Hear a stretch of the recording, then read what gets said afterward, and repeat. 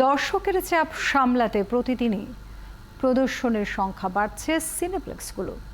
তারপরও টিকিট যেন সোনার হরিণ। ঈদের তৃতীয় দিনেও টিকিট না পেয়ে ফিরে গেছেন শাকিব খানের তুফান দেখতে আসা বহু দর্শক।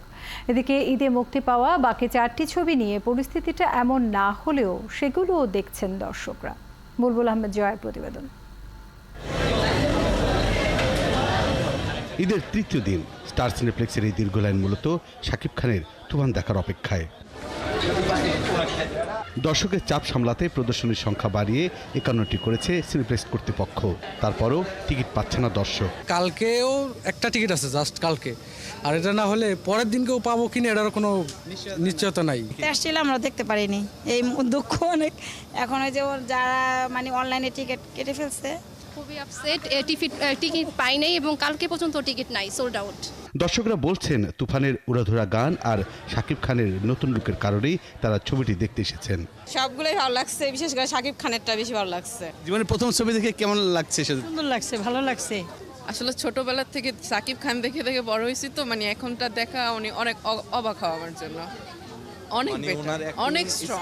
না মানে অনেক স্মার্ট লাগে, অনেক চেঞ্জ হয়ে গেছে, এত লুকসে চেঞ্জ আসছে যে মানে এখন আগে ফ্যান ছিলাম না, নতুন নতুন ফ্যান ভাব হচ্ছে আর কি। এই জন্য তুফান মুক্তির তৃতীয় দিনে প্রেক্ষাগৃহে দেখা মিলেছে ছবিটির অভিনেত্রী নাবিলার।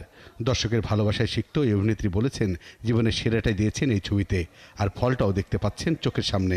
যে দর্শকরা যেভাবে প্রত্যেকটা সিনে রেসপন্স করছিল, হাততালি দিচ্ছিল, মানে প্রত্যেকটা ডায়লগের সাথে ওরা যেই আনন্দটা পাচ্ছিল, ঈদ আমার কাছে মনে হয় এবারে একেবারে পরিপূর্ণ সবার জন্য। পরিচালক রায়হান রাফি তুফান নিয়ে সব ধরনের অপপ্রচার বন্ধের জন্য আহ্বান জানিয়েছেন।